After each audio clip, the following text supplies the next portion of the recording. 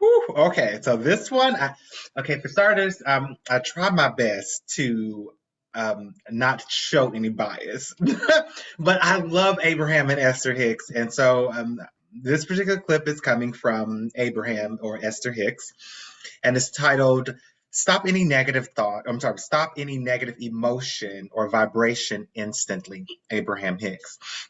Again, coming directly from YouTube. This one is about 2.5 minutes long. I'm going to probably cut it off a little bit early, but hey, here it goes. Here it goes. Sometimes, as you've been moving through life, you've not only picked up desire, but you've picked up conflicting beliefs about your desire. Your life sort of teaches you how you feel about things. And since most people are mostly just responding to life, in other words, most people are just having a knee-jerk response to life. So their life teaches them a sort of habit of thought. That's what a belief is. A belief is just a thought that you continue to think. It's a habit of thought. And so sometimes those habits of thought you pick up from those who were up close to you when you were very, very young. It's a very common thing that what your parents believed is what you believed, because as they believed it, it's what the law of attraction brought to them. And since the law of attraction brought it to them, then it manifested in their experience. And so you witnessed it. And what you witnessed is what you believe, because you'd feel crazy not to believe what you're witnessing.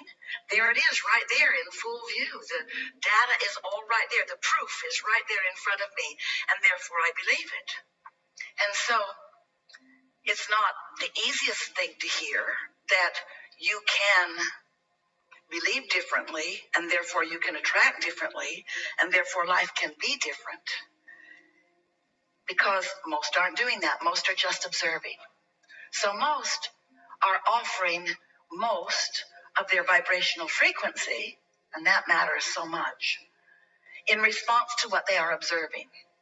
And because they're offering that frequency, the law of attraction is responding to that frequency and giving them more of what that frequency is. So it's really easy to come to believe in not enough of the things you want. Not enough money, not enough love, not enough kindness, not enough clarity. It's easy to believe it because that's what you're witnessing. We want you to realize that you have more options in what you believe, that you can believe past what is. In fact, we want to say that even more clearly. You gotta believe past what is if you want to be a deliberate creator. Oh my gosh. Oh my goodness. I just I mean, whew, okay. So let me get this unpacked really, really, really quickly. I cannot stress enough that a lot of times, in fact, there's a quote. Let me state this with a quote. There's a quote that was originally intended for the queer community, but I believe that it can be applied to any child because it's how we're brought up. It is what it is.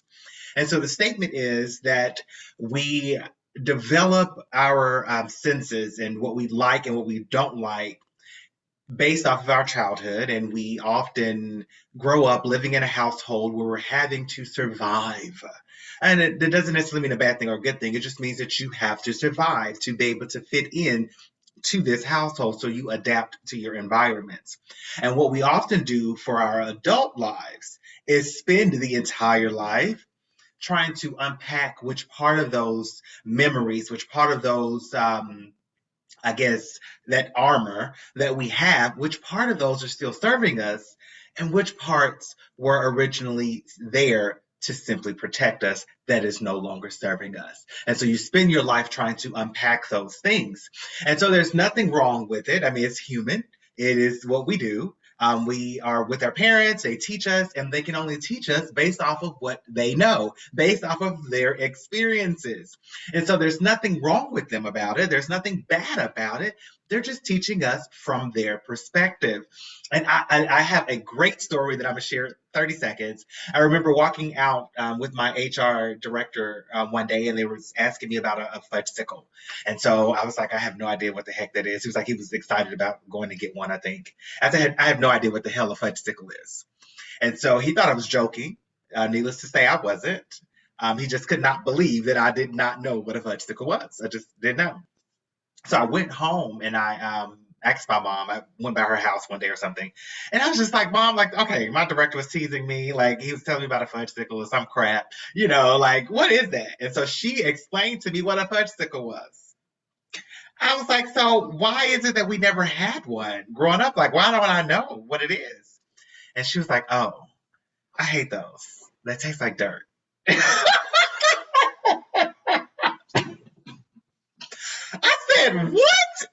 I was like, "You mean to tell me I've spent 30 years plus not knowing this particular experience, all because you felt that it tastes like dirt?" If you think about that just for a moment, as a parent, you do everything you can to protect your children. But even aside from that, you grow up, you have a lifestyle, your kids are within your lifestyle. There is so much more outside of our home environment or our hometown that our parents just were not exposed to. And so there's not for us to fault them, not for us to be mad or angry with them, but like Abraham or Esther Hicks just stated, a belief is just simply a thought that you keep on thinking. Change your beliefs. That's what I believe in, baby. Change what you think about. Change your habits. Like, there's nothing wrong with that. Like, I am living proof of it. I thank God that my mother, although I didn't know what a fudge sticker was, and that's totally her fault. Just kidding, Mom. Okay. But I love the fact that she instilled in me the sky is the limit. Do what you got to do. Can you afford it? Go get it. Do you want it? Go get it. And so I kind of grew up with always chasing and always moving on to the next thing, having the next dream, having the next aspiration. Like, I'm going, let's go, let's go, let's go. And so I love that, that Abraham Hicks brought that up in regards to your beliefs. It is up to us at the end of the day. It's not our parents' fault. It's up to us. We are adults at this point. We can change what we believe. Try it. Try it. There is nothing that is set in stone. I mean, oh my goodness, if there was a law that was set in stone, we would still be riding around on horses and not cars. And Lord, no, we wouldn't be evolving to now electric vehicles. People used to think that buying a property was oh my, it was a taboo. It was a once in a lifetime thing that you get into for 30 years. Now, especially with millennials and the younger generation, excuse me, but especially with millennials and the younger generation, most of them, they don't want a 30-year mortgage. They don't want to be tied down. They want freedom to jump and go and rent and be able to move to different locations. Our ancestors didn't have that luxury. But my point is, we have to evolve, and we evolve by consistently changing the way that we think, changing the way that we believe. Nothing is set in stone.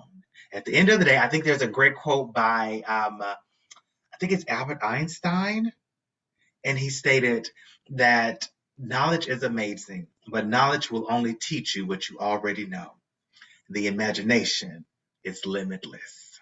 So don't you ever stop imagining. Never. And no matter what you do, at the end of the day, make every single decision, do every single thing with a level of integrity, because that is what's going to lead us to our freedom. That really is. You stick with that. You make sure you have great intentions. And law of attraction, as Abraham Hicks stated, will consistently give you what you are attracting. If you are eating the way that your parents ate, you're going to most likely have their type of diseases or diet or their work ethics or whatever the case may be, their lifestyle. If you're living their lifestyle, you're going to end up being exactly like that. It is what it is. It's not hereditary. You are eating the same things that they ate. That's why people, I think Dr. Stephen Gundry, I did an interview with him and he brought that up, and amazing information. The law of attraction will only give you what you are putting out. So change what you're putting out. Make sure your imagination is on point. Anyway, I love you guys. I'll see you guys on the next one.